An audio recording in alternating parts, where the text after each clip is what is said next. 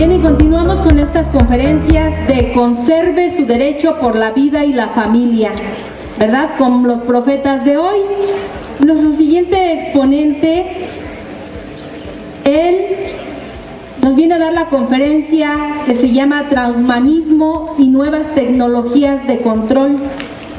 Recibámoslo con un fuerte aplauso.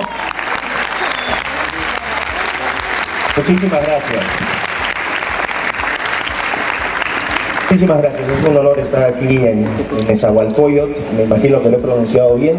Sí. Un poco complicado. No sé si sea maya, azteca, disculpen mi ignorancia.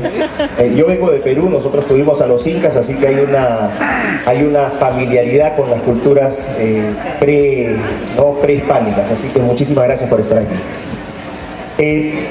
Para mí es un placer también estar en esta ocasión aquí en Mesa, porque también estoy lanzando mi primer libro. Ixtapaluca. Miren, mil disculpas, señores de Ixtapaluca. Gracias. Perdonen este extranjero ignorante. Bueno, tengo la oportunidad también de presentar mi primer libro, que es un trabajo que me ha tomado aproximadamente 6 años. Empecé en 2016. Yo era un profesor universitario, trabajaba en una escuela de negocios en Perú, tenía una vida bastante cómoda, gracias a Dios. Tengo un niño que hoy tiene 6 años. Llegó a mí una publicación por correo electrónico de un colega que introdujo el concepto de cuarta revolución industrial. Me gustaría que por favor, si pueden levantar la mano quienes han escuchado hablar del concepto de cuarta revolución industrial. Me ayudará mucho. Imagínense, entonces estoy en territorio fértil aquí. La cuarta revolución industrial es un concepto que fue acuñado por Klaus Schwab. Klaus Schwab es el director del Foro Económico Mundial. El Foro Económico Mundial es una organización internacional no gubernamental que agrupa a empresarios de las grandes empresas tecnológicas, de los grandes fondos financieros, de las grandes empresas farmacéuticas. También hay jefes de Estado, primer ministros, presidentes, artistas de Hollywood, Leonardo DiCaprio yendo para allá. Estamos también con premios Nobel de Economía, etc. Y es lo que la gente intuitivamente llama la élite. Cuando la gente dice la élite está detrás, bueno, esa es la élite con nombres y apellidos.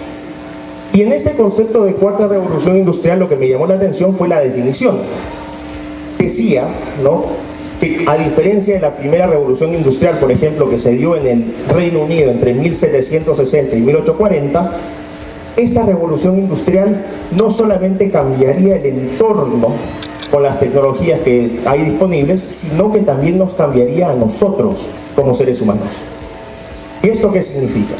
Ellos utilizaron un eufemismo, hablaron de la fusión de sistemas biológicos, tecnológicos y digitales. Y cuando uno empieza a estudiar un poco más el significado de esto, cuando uno hace referencia a un sistema biológico, se está refiriendo a la vida animal, a la vida vegetal, a los seres humanos. Cuando habla de los sistemas tecnológicos, se está refiriendo a las computadoras, a los chips, a los circuitos integrados. Cuando hace referencia al mundo digital, estamos hablando de las redes 5G, 4G, computación en la nube, que es cuando ya ustedes usan una computadora y ya no tienen que guardar sus archivos en el disco duro de la computadora, sino en una nube, no ocupa espacio físico. Y fusión hace referencia a la integración de muchas partes en una.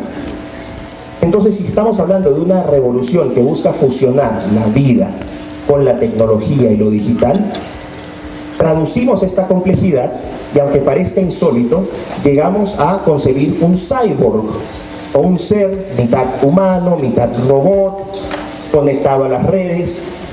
Y esto puede parecer ciencia ficción, pero créanme que nos encontramos en una etapa donde estamos yendo hacia la tecnologización del ser humano. Y ahora en esta presentación yo les voy a explicar cómo, y en el libro obviamente con mucho más detalle. Esto obviamente, ¿por qué me llamó la atención? Porque existía una ideología, o existe una ideología que se llama transhumanismo. Y el transhumanismo es un movimiento cultural que fue fundado en 1998 formalmente que a lo que busca es literalmente mejorar las capacidades físicas, intelectuales, cognitivas e incluso morales del ser humano aplicándonos tecnologías. Traduzco, vamos a insertarnos un chip en la cabeza, vamos a integrarnos con circuitos, vamos a modificar nuestra genética con edición genética, que es una tecnología que ya existe, vamos a cambiar sexos, vamos a crear quimeras, que son seres combinados de especies combinadas, perro con serpiente, hombre con pez. Y uno puede decir, bueno, pero este sujeto, este peruano está hablando tonterías. ¿Cómo va a ser posible eso? Señores, la tecnología ya existe. Que no la sepan, que la ignoren, no significa que no esté ahí. Y eso también tiene una conexión directa con todo lo que estamos viendo hoy, con la famosa agenda arcoíris, que ya la voy a pasar a explicar brevemente. Entonces, cuando vi la cuestión de revolución industrial, dije, bueno, pero esta cuarta revolución industrial en realidad es transhumanismo, porque estamos buscando fusionar seres vivos con tecnología, modificarlos, mejorarlos. ¿Y a qué aspira el transhumanismo? 3 grandes objetivos. Los transhumanistas buscan, mediante la tecnología, volvernos inmortales. Ojo, no estoy bromeando. Inmortales. Y dicen, vamos a utilizar, por ejemplo, edición genética para modificar nuestros genes. Ya se han hecho experimentos, por ejemplo, en ratones, donde modificando sus genes se ha alargado su vida, vamos a decir, de 12 meses, que es habitualmente lo que vive un ratón, hasta 18 meses, hasta 24 meses. ¿Esto qué significa? Una persona que vive 75 años, si se aplicara la misma proporción, estaríamos hablando de personas que ya podrían vivir 150 años. Y esto no es especulación, el experimento no se ha hecho todavía con seres humanos, pero sí con ratones. Y lo que se prueba es que efectivamente se puede prolongar la esperanza de vida con esta manipulación genética. También hay experimentos que han de rejuvenecimiento celular, células que eran viejas, que ya estaban obsolescentes y que han sido rejuvenecidas mediante manipulación genética. Pónganse a pensar lo que significa esto, ¿no? La fuente de la juventud, la inmortalidad, etc. Ese es el primer objetivo. De hecho, hoy en la Organización Mundial de la Salud ya hay lobbies para declarar a la muerte una enfermedad. Quiero que sepan eso, aunque parezca insólito. Yo les pido que presten mucha atención porque les puede parecer insólito, pero realmente estas tecnologías, repito, ya existen. El segundo objetivo de los transhumanistas, ¿cuál es? La superinteligencia. Nos dicen los transhumanistas que los seres humanos somos amebas en el proceso evolutivo. Somos bacterias, somos seres inferiores. Y que tenemos que fusionarnos con chips, discos duros, transmisores, etcétera, para potenciar nuestras capacidades. Para, por ejemplo, almacenar mayor información en la mente. Para procesar mayor cantidad de pensamientos. Para subir nuestros pensamientos a la nube, a la red, a la internet. ¿Qué pasaría, por ejemplo, si eso fuese posible? Todavía es especulación, esto es ciencia ficción, todavía no se ha logrado, pero eso no es lo importante. Lo importante es ver hacia dónde quieren orientar estas tecnologías. Y es cuestión de tiempo para que lo logren. ¿Qué pasaría, por ejemplo, con la privacidad de cada persona? Si no pudiese contener sus pensamientos en su propia mente. Se acaba la privacidad. ¿Qué pasa con el control de aquellos que tienen esas tecnologías? Con las personas que tienen estos pensamientos en su cabeza. El tercer objetivo, aparte de la superlongevidad y la superinteligencia, es el superbienestar. Y así lo dicen, super.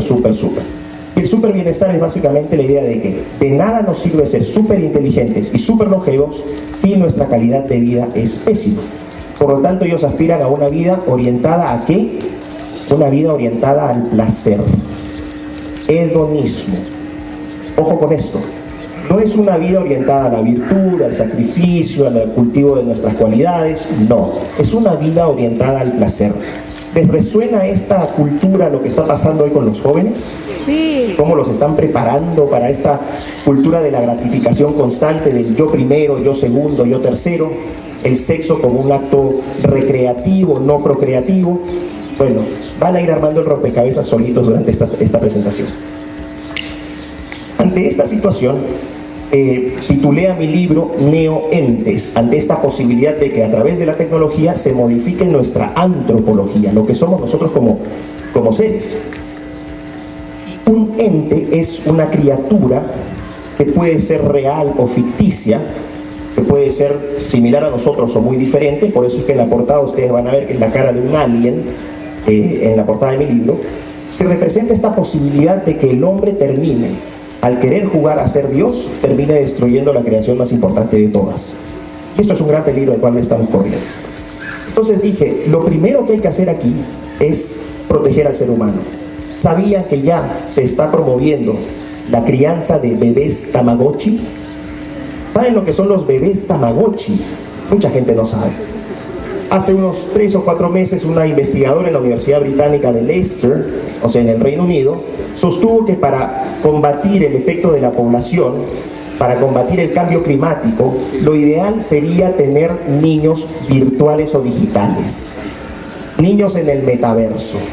Y sostuvo esta señora que estos bebés Tamagotchi, que son así como personajes de videojuego, que las personas van a poder establecer relaciones afectivas iguales con las que uno puede establecer con un niño biológico. ¿Creen ustedes que eso es posible? Es absurdo. Nada reemplaza el calor de una madre, el calor de un niño, ¿no? Sus llantos, ese contacto físico que es indispensable. Bueno, ya nos están tratando de deshumanizar poco a poco, nos están acomodando a la tecnología. Acá hay algo muy importante. No hay que tener miedo a la tecnología es muy útil, objetivamente nos ha permitido mejorar nuestra calidad de vida. Pero una tecnología al servicio del hombre es lo que buscamos, no un ser humano al servicio de la tecnología, que es lo que hoy estamos viendo. Y dije, vamos a partir con algo que es un concepto esencial. ¿Cómo podemos defender lo que somos si no sabemos lo que somos? Y en el capítulo 1 de mi libro hablo de la idea del ser humano. Y les pregunto, ¿qué es un ser humano? Estoy seguro que muchos nunca se han planteado esa pregunta porque era tan obvia, o sea, no había que pensar en algo tan obvio. ¿Qué es un ser humano? Y un ser humano es muchas cosas a la vez, es una cosa, pero muchas cosas a la vez. Un ser humano es hijo de Dios, ¿sí? Pero también un ser humano es un zoon politicón, como decía Aristóteles, un animal político, ¿no? En la época griega de la polis, en el siglo IV a.C., en el siglo V a.C., todos los hombres adultos que se dedicaban a la gestión de la cosa pública eran ciudadanos, eran seres humanos, animales políticos. También podemos ser, según la teoría económica, los homo económicos, es decir, seres que producimos y vendemos cosas en el mercado. Transaccionamos, compramos, vendemos. Algunos teóricos económicos creen que el ser humano solamente se reduce a eso, y no es así, somos mucho más complejos. Jean-Jacques Rousseau, el pensador de la Ilustración francesa, hubiese dicho que los seres humanos somos nobles salvajes, los bons sauvages. ¿Esto qué significa? Rousseau creía que los seres humanos por naturaleza habíamos nacido buenos, cooperativos, virtuosos. Esta visión se contrapone con la visión de, por ejemplo, otro filósofo, pero en este caso inglés, que se llamaba Thomas Hobbes. Thomas Hobbes tenía una visión contraria a la de Rousseau. Hobbes decía, el ser humano lo puso en esta manera, ¿no? Homo homini lupus. El hombre es el lobo del hombre.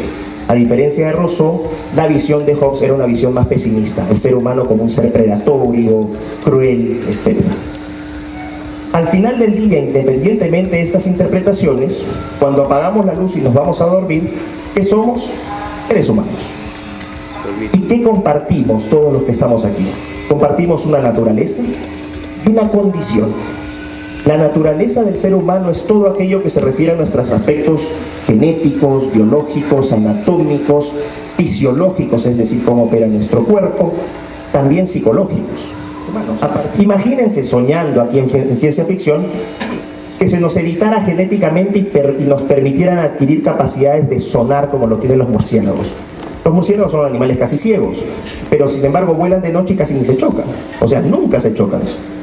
¿Qué pasaría si los seres humanos tuviésemos esa capacidad porque nos modificaron genéticamente? Ojo, esto es un escenario de ciencia ficción, no es que haya ocurrido. ¿Pero qué pasaría? Ya tendríamos otra percepción de la noche. Todas esas canciones de amor en la noche, la poesía de la noche, la tristeza de la noche, cambiaron completamente. A lo que voy es que la modificación del cuerpo implica la modificación de la experiencia humana. Por lo tanto, el transhumanismo y esta agenda de cuarta revolución industrial, que es una agenda que está siendo coordinada hoy en todos los países del mundo, es una agenda que, al cambiarnos a nosotros mediante la aplicación de estas tecnologías, cambia nuestra experiencia de vida. Quiero que piensen en lo siguiente. Asumiendo que la teoría de la evolución es correcta, yo en mi libro yo la cuestiono, no la cuestiono desde una perspectiva religiosa, sino que la cuestiono desde una perspectiva científica. La teoría de la evolución de Darwin no es una teoría comprobada. Esto tiene que quedar muy claro. Ojo, no hay que recurrir a argumentos religiosos, es un argumento científico. ¿Por qué? Porque no hay registros fósiles en un periodo que se llama precámbrico que soporten la teoría de Darwin. Hay como un vacío de registros fósiles, por lo tanto no hay una continuidad evolutiva. Pero bueno, vamos a asumir que la teoría de la evolución es válida, ¿ok? O que es la mejor que existe en términos científicos. Esta teoría nos dice que nos tomó 6 millones de años en convertirnos en lo que somos y que nos tomó 4 millones de años en ser animales bípedos. Seres bípedos. Obviamente, experimentar el mundo desde el bipedismo, a diferencia de los animales de 4 patas.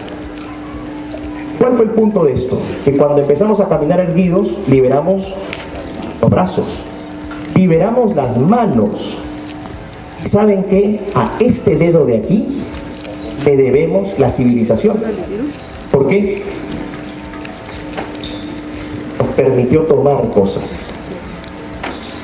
Y al permitirnos tomar cosas, empezamos a construir, a manipular, a crear. Empezamos a generar tecnologías. Ese palito que utilizó el primer ser humano para bajar la manzana porque no la alcanzaba, eso es tecnología, es la extensión de la corporalidad del ser humano. Y empezamos después con las herramientas de piedra, ¿no? Estas hachas de piedra, la rueda, los puentes, los caminos, y empezamos a modificar nuestro entorno. Hoy estas tecnologías son órdenes de magnitud superiores. ¿Por qué? Porque tenemos, por ejemplo, la inteligencia artificial, que ya está reemplazando a muchos seres humanos de su puesto de trabajo. Y se proyecta un enorme cambio estructural en el empleo a nivel global. No quiero asustarlos, pero millones de personas van a quedar desempleadas para siempre muy pronto. Y no solamente estoy hablando de profesiones, vamos a decir, de rango bajo, en plantas industriales, también en profesiones de mando medio, ingenieros, médicos, economistas. Estas profesiones, los abogados, de hecho en China, por ejemplo, ya existen tribunales de familia donde no interviene un juez humano, es un algoritmo el que decide los casos. Entonces, poco a poco vamos a irnos viendo reemplazados por estas tecnologías. La edición genética o CRISPR, ¿qué es lo que hace? Permite encontrar en nuestros genes, aquellos genes que, vamos a decir, sean defectuosos, los podemos cortar y podemos insertar genes nuevos para modificar nuestras características. Imagínense si empezamos a combinar genes de animales con seres humanos. ¿Saben que eso ya ha ocurrido? Ya se han combinado, por ejemplo, genes de monos bonobo con genes de seres humanos, sobre todo en la producción de neuronas.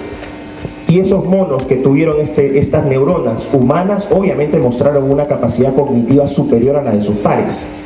Ya se están combinando genes de cerdos con seres humanos. ¿Saben por qué? Porque hay un déficit, por ejemplo, en el mercado de órganos, de donaciones, y ya se habla de los xenotransplantes. Entonces, a partir de ahora, quién sabe, unos años más, si hay un caso donde una persona necesita un corazón, ese corazón se va a extraer de un cerdo. O el riñón se va a extraer de un cerdo. ¿Por qué? Porque los cerdos son anatómicamente muy similares a las personas. Entonces, fíjense al tipo de mundo al cual nos estamos yendo. Nos estamos dirigiendo a un mundo de deshumanización del ser humano, un mundo de tecnologización del ser humano. Dimensión relacionada con los sentimientos, otra relacionada con los apetitos, a lo que él refería a los deseos, y una tercera que era el componente racional, la razón, que fue el que su discípulo Aristóteles tomó para desarrollar con más fuerza. Y de ahí viene esta idea, desde esa época, de que el ser humano es un ser, ante todo, racional. Pero eso es parcialmente cierto también. Bueno, ¿por qué es importante Platón? Porque ya Platón, antes de Cristo, reconoce que el ser humano es mucho más que materia, es mucho más que biología, que tiene un componente, una dimensión trascendental, No podemos reducirnos solamente a meras cosas, como lo haría el transhumanismo, que cree que somos cosas y vamos a insertarte partes y te vamos a mejorar. ¿Quién dice que va a mejorar eso? ¿Mejorar es lo mismo que modificar? Nos estarían modificando, eso es una cosa, pero esa modificación puede salir bien o mal.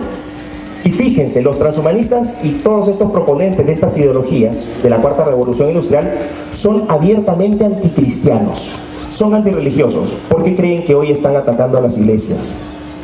¿Por qué creen que se está atacando tan fuertemente al cristianismo? No es casual, se busca dinamitar todo vestigio de verdad absoluta que plantea el cristianismo.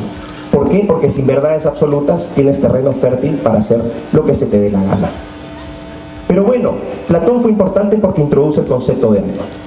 Ahora, vamos a saltar unos años más, unos siglos más, y vamos a ir a 1637. Lamentablemente tenía una presentación en PowerPoint donde salían las caras de los pensadores, pero bueno, tendrán que imaginárselos. Ahora, ¿por qué es importante René Descartes o Descartes? ¿Han escuchado hablar de René Descartes? Sí. Ok. Sí, se han escuchado hablar de él. Perfecto. ¿Por qué es importante René Descartes? Porque Descartes en 1637, miren cuánto tiempo atrás, 1637, publica un texto que se llama Discurso del Método. ¿Qué plantea Descartes en este texto? El concepto de dualismo cartesiano. ¿Han escuchado esto de cogito ergo sum? Pienso, luego existo, efectivamente. ¿Y qué quería decir Descartes con eso? Mi mente me da la conciencia de mi propia existencia, por lo tanto mi mente es una entidad distinta y separada de mi cuerpo. Para Descartes, la mente y el cuerpo son unidades distintas y separables. Y a ese concepto se le llama el concepto de dualismo cartesiano, mente-cuerpo.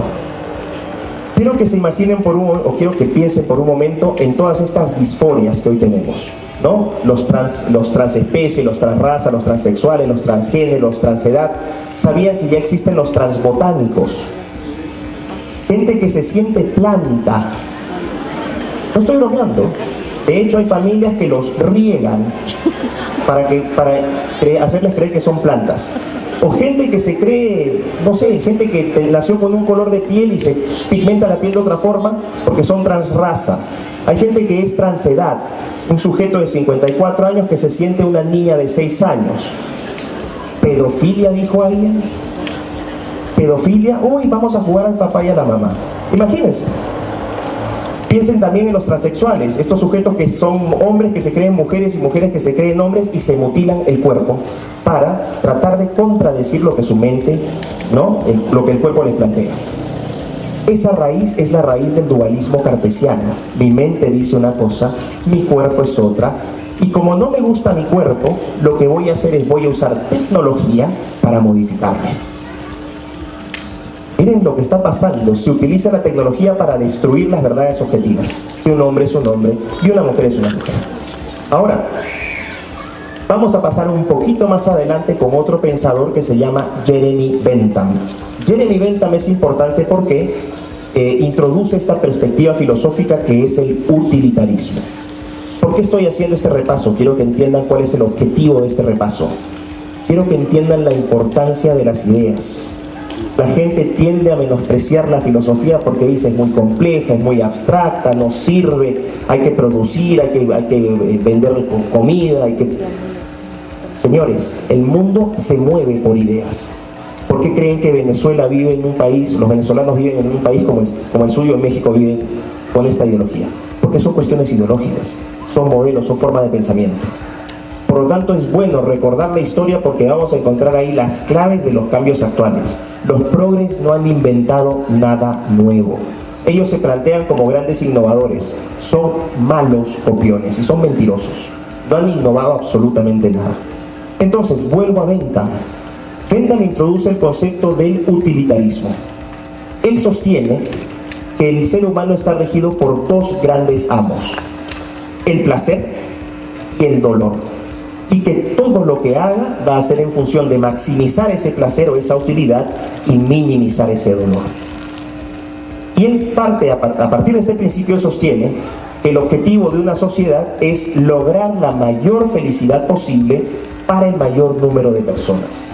¿Quién estaría en contra de esa propuesta? Nadie. Nadie. No, que la mayor cantidad de gente sea feliz, creo que es un objetivo loable. El problema radica cuando Bentham introduce este concepto de la calculadora utilitarista. No es que haya sacado una calculadora, no, es un concepto donde él empieza a posicionar de mayor a menor las mayores utilidades o placeres y los peores sufrimientos o dolores. Y esto, que puede parecer absolutamente inofensivo, genera un cambio de matriz en la moral judeo-cristiana de Occidente. ¿Por qué? Porque ya no vamos a actuar moralmente en base al bien o el mal, sino que vamos a actuar bajo criterios de lo que es útil versus aquello que es inútil. ¿Qué propone la moral cristiana? Es una moral entregada al otro, ¿no? Es una moral entregada al servicio, a la entrega, al sacrificio, a la virtud, y no necesariamente va a ser lo más útil para nosotros o lo más placentero para nosotros. De hecho, ¿no? Jesús muere en la cruz demostrando que se llega al mayor dolor para obtener el mayor bien. Esa matriz se rompe completamente, porque ya no empezamos a distinguir entre lo que es bueno y malo, sino entre lo que es útil o inútil, o placentero y doloroso. ¿Cómo es la sociedad hoy, sobre todo los más jóvenes? ¿Qué decisiones toman? ¿En base a la virtud o en base a lo útil e inútil? Ahí está. No lo inventaron los progres, eso viene de Bentham. Y fíjense qué terrible es, porque ese compás moral lo que hace es exacerbar el individualismo. Dejo de pensar en otros y me enfoco en mí mismo. Y se crea una sociedad egoísta que poco a poco se va disolviendo. La comunidad se va disolviendo. ¿Por qué? Porque empiezo a verme a mí mismo, mi propio interés. Es lo que está pasando hoy en día con los más jóvenes. Vamos entonces a dejar a Bentham con el utilitarismo y vamos a pasar a otro pensador, Auguste Comte, un francés, y estamos acá posicionándonos entre 1820 y 1850, que fue el periodo donde más obras produjo Comte. Y Comte es importante porque introduce dos cosas. Es el creador de la sociología, del concepto de las ciencias sociales, pero también es creador de la corriente filosófica llamada positivismo. ¿Por qué es importante el positivismo? Porque el positivismo sostiene que todas las verdades solamente serán descubiertas a través de la ciencia o el método científico, y que no existen más verdades, todo lo demás es pensamiento mágico. Miren qué importante es Comte. A partir de Comte surge el cientificismo que hoy vivimos. ¿Y qué es el cientificismo? Es la veneración a la ciencia. Y si yo repito ese experimento en China, en Japón, en Italia, en Perú, en México, en cualquier parte, el resultado va a ser exactamente el mismo. ¿Tengo que creer en eso o es un hecho científico? Hecho científico. Ahora, vamos a destruir a todos esos tontos que dicen que la ciencia lo responde todo. Voy a hacer un experimento y lo vamos a refutar ahorita, aquí. Levanten la mano los que alguna vez en su vida se han planteado la pregunta: ¿cuál es mi propósito en esta vida? Acabamos de destruir científicamente al positivismo. Evidencia empírica, todos nos hemos hecho esa pregunta. ¿Y eso qué significa? Primero, que no nos podemos reducir a cuestiones cuantitativas o de método, porque como decía ya Platón, somos mucho más que eso. Pónganse a pensar, si yo solamente fuera método científico, se me estudiara a mí como método científico, entraríamos a la parte cuantitativa o de números. Mido 1,78 m, peso 82 kilos, he hecho todo mi ejercicio, así que estoy más o menos fit, ¿no? Tengo cierta dimensión de mi cuerpo, incluso podrían hacer un modelito mío en impresión en 3D y me copiarían igual. La gente podría llegar y ver ese muñeco pintado y decir: ¿ese es Miklos? ¿No? ¿Qué pasa con mis aspiraciones, con mis deseos, con mis preferencias, mis temores, mis sueños, mis cualidades, mis defectos? ¿Se dan cuenta que somos mucho más que materia? Mucho más que cuerpo. Acabamos de destruir empíricamente y científicamente al positivismo. Y otra cuestión más. El gran filósofo británico Sir Roger Scruton, uno de los principales filósofos conservadores de la historia, lo puso de una manera muy bonita y muy sencilla. Él dijo: el positivista no puede tener la ciencia no puede tener todas las respuestas porque la ciencia no plantea todas las preguntas. Punto, se acabó. Ahora, para complementar esta idea del cientificismo, un caso concreto. Hoy, cualquier argumento, vienen los progres y te dicen, pero no tienes evidencia científica, o no salió eso en un paper o una revista científica revisada por pares de la Universidad de Harvard. Siempre nos están dando duro con eso, ¿sí o no? Y uno dice, pero bueno, efectivamente uno dice, ay, pero si efectivamente son académicos de Harvard, yo soy un ignorante, deben saber más que yo. No, están apelando a lo que se llama la falacia de autoridad, que por el solo hecho de ser de Harvard ya son más inteligentes que ustedes. Les aseguro que los graduados que están saliendo de esas universidades tienen un coeficiente intelectual inferior a 70. Son muy, muy limitados. ¿Cuál es el problema? ¿Cómo les van a responder a ustedes? Ok, tú me hablas de tu paper científico, yo te voy a hacer una pregunta. ¿Quién financia a tus científicos? ¿Quién lo financia? Entonces, dime quién te financia y te diré qué clase de ciencia haces. Así sea Harvard, así sea Stanford, así sea Oxford. Todas estas universidades reciben miles de millones de dólares de filántropos, de organizaciones caritativas, de gobiernos, de todas estas personas que se agrupan en el Foro Económico Mundial. Es una ciencia que tiene las conclusiones ya hechas. Ahora, ¿uno puede llegar a hacer ciencia con las conclusiones ya hechas? Es imposible. Entonces lo que están haciendo ellos, plantean las conclusiones y en base a eso construyen el método y el argumento. Por eso lo que estamos viendo hoy es una crisis de la universidad en Occidente. Todo lo que está saliendo, la mayoría que está saliendo de conocimiento científico es basura. Como por ejemplo aquel que te dice que asignarle el sexo a un niño recién nacido es un acto arbitrario, criminal y discriminatorio. Que no le puedes decir niño a un niño que nació con pene. Los científicos nos están diciendo esto. Dime quién te financia y te diré quién eres. ¿Ok? Vamos entonces a dejar a Comte y vamos a pasar a Darwin, que sí lo deben conocer obviamente. Y Charles Darwin, con su teoría evolutiva, lo más importante de Darwin es que él sostiene que el origen de todos los seres vivos es el mismo, que todos tenemos un ancestro común. ¿Cuál es el peligro? ¿Cuál fue la consecuencia de esta afirmación? Que el ser humano perdió ese sitial especial en la creación. Si todos provenimos de un mismo ancestro común, somos parientes con las ranas, con los monos, con las algas. Fue un golpe muy fuerte a la ética cristiana, a la moral cristiana. Ahora, piensen en todas estas cosas entonces, ¿no? El alma de Platón, el dualismo cartesiano, el utilitarismo, el positivismo, el darwinismo, evolucionismo. Combínenlas y tenemos pensamiento progre en el siglo XXI. Con un agregado, hay otro más que falta, el pensador francés Jacques Derrida. ¿Y por qué es importante Jacques Derrida? Porque Jacques Derrida dice, en 1960, un postestructuralista francés, él sostiene, miren, hay que tener mucho cuidado con las cosas que uno lee, porque cuando uno lee algo, uno está siendo sometido por el autor. El autor de ese texto te está en una posición de autoridad injusta y te está diciendo que creas esto, esto y esto. No tienes que hacer eso, dijo Derrida. Lo que tienes que hacer es deconstruir el texto. Y lo que vas a hacer es, tú vas a desagregar las palabras y tú le vas a dar tu propia interpretación. Te van a decir, pero ¿esto qué tiene que ver con el progresismo? Un sujeto que está viendo textos. Algo muy importante, el relativismo.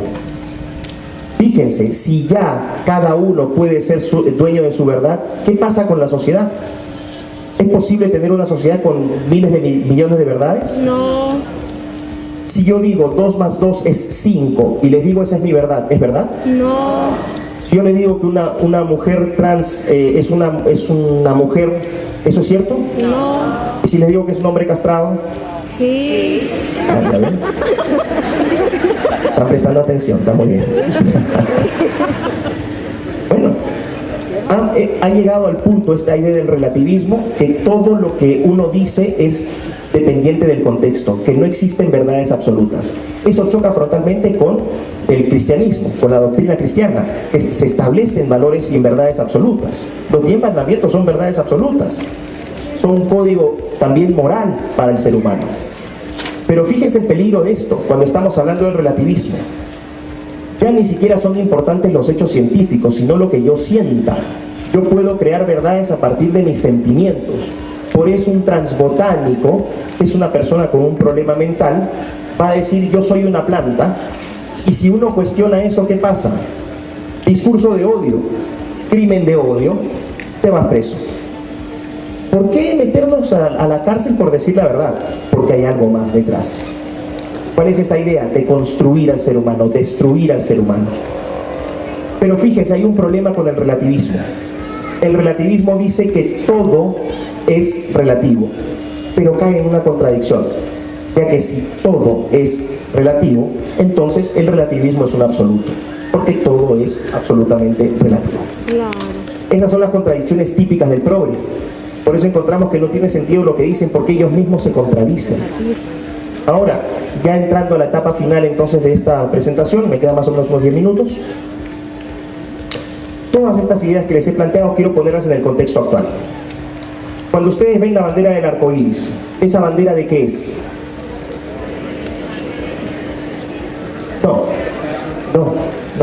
No es. ¿Noé? Génesis. Bueno, Génesis 1:27, lo cito en mi libro. Bueno, la bandera del arco iris es la bandera del progresismo globalista. No es la bandera LGBT, es la bandera del progresismo globalista, de la imposición de la mentira a través de 3 grandes principios: diversidad, igualdad, inclusión. Igual que la Revolución Francesa. Diversidad, ¿no? Fraternidad, igualdad, libertad. Ahora ese eslogan ha cambiado, es diversidad, igualdad, inclusión. Pero es todo lo contrario. Y dentro de esa banderita arcoíris, ¿cuál es la agenda más importante de todas? ¿Cuál creen ustedes que es la agenda más importante de todas? ¿Con qué nos bombardean más todo el tiempo? La LGTB, ¿no? Ideología. Medio ambiente. Cambio climático, calentamiento global, los animalitos, las plantas. Ok, hay una obsesión con el tema del medio ambiente. Todo es protección del medio ambiente. ¿Y quién es el culpable de la destrucción del medio ambiente? El hombre. Es una causa antropogénica. Pero fíjense qué importante es esto. Al decir que toda la agenda, ¿no?, es la agenda matriz, la más importante es la del medio ambiente, se está estableciendo una base ideológica para todo lo que viene después. ¿Por qué? Porque dicen los progres que el ser humano está destruyendo al medio ambiente. De hecho, David Attenborough, uno de los grandes zoólogos británicos, miembro también del Foro Económico Mundial, nos ha calificado como plaga, la plaga humana. Él dice, la plaga humana está destruyendo a la madre tierra. Y si no hacemos nada para controlar eso, ¿qué va a pasar? ¿Qué va a pasar con el planeta? Se va a destruir. Nos vamos a morir todos. Nos meten miedo constantemente. Ahí está Greta Thunberg, esta chica, que está hablando tonterías. Bueno. ¿Qué pasa entonces? Se establece un riesgo existencial. Esto es muy importante que entiendan. Al establecerse un riesgo existencial, es decir, si no detenemos esto, la Tierra se destruye, morimos todos, toda intervención que evite ese desenlace será moralmente justificada. ¿Entienden qué importante es esto? Sí. Entonces de ahí vienen las demás. ¿Qué se hace con una plaga? Se destruye. Hay que exterminarla. Hay que limitarla. ¿Cómo se extermina la plaga humana? Aborto. ¿Entienden ahora la obsesión del progresismo con el sexo y la reproducción? Sí. Están yendo a los fundamentos reproductivos. ¿Por qué? Porque toda esta agenda arcoíris, esa bandera arcoíris, lo que busca finalmente es un control demográfico, disminuir la población. Eso ya no es un planteamiento nuevo, eso ya se ha discutido, existen textos que de hecho mencioné en mi libro, pero mi aporte es otro. Yo aparte de eso digo, no solamente buscan que seamos menos, sino que seamos mejores. ¿Cómo? Convirtiéndonos en cosas que no somos, destruyendo al ser humano. Y van empezando a ver entonces la conexión entre todas estas categorías trans. Sí. Son modificaciones, vamos a decir, grotescas, primitivas, pero ya concretas de esa modificación de esa realidad natural que tenemos. y que más adelante ya no será tan grotesca como un sujeto que se castra, sino que podrá incorporar, por ejemplo, gente que ya tenga chips o que tenga prótesis de metal. Poco a poco empezamos a desfigurar al ser humano. Hoy no existe, pero eso no significa que no nos dirijamos hacia esa dirección. Y por eso van a entender por qué se ataca tanto el concepto de persona. Y por eso van a entender por qué toda la verdad ahora es relativa. Y que cada uno puede ser lo que quiera hacer. Y si uno lo critica, ya sabe lo que le pasa. ¿Van entendiendo? Entonces, vamos a controlar a la plaga. ¿Cómo? Aborto. ¿El aborto aumenta la población? No. Y el aborto tiene otro problema, que cosifica al ser humano. El aborto es la transición de facto inmediata del ser humano de un sujeto de derecho a una cosa. ¿Y qué hago yo con las cosas? A la basura. Puedo tirarlas a la basura, pero también puedo modificarlas, puedo romper una taza, puedo pegarla, puedo con cerámica puedo hacer cosas, ¿no? Puedo hacer muchas cosas. Y bueno, ya también se experimenta con seres humanos. Con embriones, por ejemplo, humanos, ya se experimenta. Embriones de 14 días. O por ejemplo en Inglaterra, no sé si sepan que ya existe la ley triparental, donde se pueden combinar genomas de 2 óvulos distintos que van a ser fecundados por un espermatozoide y técnicamente ese niño que nazca va a ser hijo de 2 madres y de un padre. Esto ya es una ley y ya se practica esa técnica. ¿Sabían, por ejemplo, que ya se puede fabricar espermatozoide sin hombres? Ah, miren. Miren, en 2014, la revista Nature, que es una de las revistas científicas más importantes del mundo, publicó un estudio donde científicos lograron derivar de células madre de mujeres espermatozoides funcionales. ¿Qué pasa si ya no necesitas entonces hombres para la reproducción? Entienden masculinidad tóxica, aliados, no los aliades, ¿no? Nuevas masculinidades. Van viendo cómo va encajando todo, poquito a poquito. Bueno, al ser una cosa entonces podemos experimentar con ella. Y también, como es una cosa, podemos comprarla y venderla en el mercado. Cuando ustedes van a una tienda a comprar un celular, hay celulares que van a ser más caros que otros. ¿Por qué son más caros que otros? Porque tienen características que los hacen más caros. Vamos entonces al caso de los vientres de alquiler, que yo también hablo en mi libro. Si ustedes mandan a fabricar un producto, que eso es lo que es, un niño en un vientre de alquiler en Nigeria, ¿cuánto les va a costar? $7.500. Y si mandan a fabricar ese mismo niño a España, entre 50 y $200.000. Y si lo mandan a fabricar a Suiza, 200.000 para arriba. Pero si quieren que el niño tenga un determinado color de ojos, eso también va a tener otro precio. Y si quieren que tenga una determinada color de piel, también tendrá otro precio. Si quieren que tenga un determinado sexo, precio. Y ahí van a tener un catálogo. ¿Quieres tener mellizos? No hay problema. Esto tiene este precio. ¿Dónde está la especulación? ¿Dónde está la conspiración? La evidencia está en nuestras narices. Y lo que se hace entonces es, se trata al ser humano como una cosa, como un producto. Y ojo con esta palabra, vientre de alquiler. No es un vientre de alquiler, es una mujer que está siendo explotada por un negocio aquí. Porque las mujeres que se meten a ese negocio no lo hacen porque es su cuerpo y su decisión. Generalmente lo hacen por necesidad. Y ahí no hay libertad. Toda la trata de mujeres, la trata de personas, mujeres que viven literalmente encadenadas a las camas durante todo su periodo de gestación, 9 meses, que dan a luz, se les da un descanso de 3 meses y las vuelven a embarazar. Y así están 6, 7, 8 años. ¿Dónde está la inclusión, la diversidad del amor? Algo criminal. Bueno, pasamos entonces al aborto. Ideología de género y LGBT, la segunda columna. Son tributarias. Más ideología de género, más LGBT. Punto. ¿Y qué es lo que promueven en nombre de la diversidad? Fíjense, promueven todos los comportamientos sexuales no heterosexuales. Ah, sí, vamos a ser diversos, pero todos esos comportamientos, ninguno lleva a la reproducción. ¿Por qué? Porque los inhabilitan sexualmente. Puede ser cisgénero, bigénero, transgénero, lo que sea, pero no se hace heterosexual. Porque ser heterosexual sí va a ser un problema. Por eso es que se destruye la imagen de la mujer, por eso es que se destruye la imagen del hombre, del padre, de la madre. Y se promueven estos comportamientos no heterosexuales que no llevan a la procreación. ¿Qué pasa con la población? Aumenta. El feminismo, ¿qué es el feminismo? El feminismo no es el empoderamiento de la mujer. El feminismo es el castigo al comportamiento sexual del hombre. No te acerques, porque si te acercas te vamos a meter preso. Me miraste feo, me violaste. Me voy a una comisaría, mi testimonio basta para que te metan a la cárcel. Y yo sostengo ofrezco bastante evidencia en mi libro sobre casos de muchachos que han sido encarcelados años por esta situación.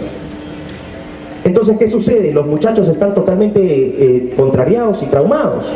En Estados Unidos aumentó la población de incels, célibes involuntarios, así se llama. Muchachos entre los 18 y los 30 años que nunca han tenido, ni siquiera le han hecho así a una mujer. ¿Por qué? Porque están traumados con lo que está pasando. ¿Y qué pasa si el hombre no se acerca a la mujer? ¿Hay procreación? No. La otra, el especismo o animalismo. No sé si han visto estos videitos en YouTube donde el perrito Mike salva a la tortuguita Jacinta y ponen una música linda y todo el mundo, ¡ay, qué lindos los animales! Y después viene, no sé, pues el caballo Pipo que duerme junto al tigre Pepe y nos dicen, ¡uy, los animalitos son maravillosos! Y estos son videos que sobran en YouTube. ¿Ustedes creen que son espontáneos? No.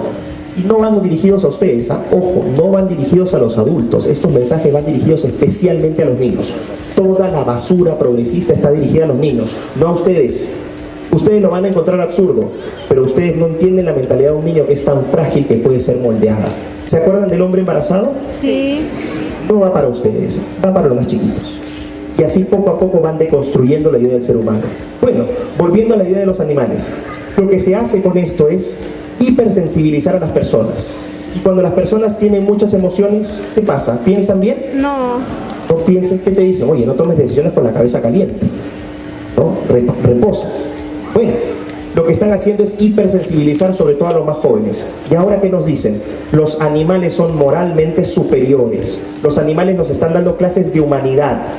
No solamente los animales, los robots también, los androides también, los bebés Tamagotchi también. Mientras tanto, no hay problema, destruye el cráneo a un bebé formado con un forceps, porque esa basura no es útil. Entonces se eleva moralmente al animal, se degrada moralmente al ser humano. Y si yo degrado moralmente al ser humano, lo que yo haga con las cosas son los animales, lo puedo hacer con los seres humanos. Y finalmente la eutanasia. Y con esto ya voy a ir cerrando. La eutanasia, ¿qué es? Igual que el aborto, la cosificación del ser humano. Y esto va sobre todo dirigido a los más ancianos, que hoy son vistos como una población que tiene que ser descartada. Uy, están robando oxígeno. Y los más jovencitos se creen muy graciosos diciendo eso. Uy, sí, se creen muy chistositos. Vergüenza debería darles. Esas personas que dieron su vida, trabajaron su vida para que ustedes tengan lo que hoy tienen, con sus pros y sus contras. Pero respeten a sus mayores, a los más jóvenes se los digo, porque un día ustedes van a ser mayores también. Y eso les va a caer, ese pupitajo les va a caer en la cara. Ahora, entonces en esta situación donde una persona no cabe en el sistema, ¿qué pasa con esa gente? Se va a sentir agobiada. Uy, no entiendo el mundo, no entiendo la internet, no entiendo cómo se comunican, me tratan mal, ya no me respetan. ¿Qué va a pasar con esa gente? Está sola. Depresión. Y después entonces ¿qué hacen? Se matan. Ay, pero es un acto lindo, es lindo. Lo hizo porque somos inclusivos y diversos. No, los destruyen porque son inútiles. Entonces combinen esto y van a entender cómo todo tiene una agenda de control demográfico, de bajar la población y de degradarnos como especie. Ya con esto cierro, porque esta es la conclusión. Finalmente, todas estas tecnologías que les mencioné, a lo que se apunta, aunque parezca ciencia ficción, esa es la verdad, es que en 20 a 40 años más ya no exista el sexo natural, sino que todos los seres humanos sean fabricados por tecnología. Y hoy les puede parecer absurdo, pero hacia ese camino vamos. Y no lo digo yo, lo dijo un científico de Harvard, al que cito, Tom Greeley, que sostiene esto, en su libro El fin del sexo. ¿Se imaginan qué pasaría con un niño que nace de un tubo de ensayo, con un genoma de 2 óvulos y 3 espermatozoides, o que combinas con un gen de otra especie, y que ya no lo pones en el útero materno, sino que lo pones en un útero artificial, que ya existen también? Ya no se gestan seres necesariamente en el útero materno, ya se ha logrado gestar ratones en úteros artificiales y corderos en úteros artificiales. Y ya la Universidad de Twente en Holanda está fabricando biobolsas, que son úteros artificiales para seres humanos. ¿Se imaginan entonces? ¿Se imaginan entonces lo que va a pasar? ¿Qué pasa con el concepto de papá y mamá? Ese niño va a nacer y cuando nazca no va a ser arrollado por una persona. Ya China ha desarrollado las nanas de inteligencia artificial. Ese niño va a ser arrollado por una máquina. ¿Tienen ese futuro para sus hijos? Yo voy a cerrar con esto y ahora sí prometo. Es indispensable y es un deber, sobre todo de los padres, de los abuelos, es un deber moral, ni siquiera es una decisión que deben deliberar, es algo que tienen que hacer. Urgentemente tienen que aprender o ponerse al día con los avances científico-tecnológicos. ¿Qué es lo que están haciendo y el daño que están causando? Porque ahí van a entender cómo todos estos discursitos de amor en realidad tienen una conexión con la tecnología. Y el día en que nosotros seamos tercerizados por tecnología, ese día dejaremos de ser humanos y perderemos para siempre nuestra libertad. Este es el libro, por si lo quieren adquirir. Es un trabajo que realmente es mucho más completo de lo que he hablado acá, pero agradezco su interés y bueno, no hay que bajar los brazos y hay que luchar por nuestros hijos. Muchísimas gracias.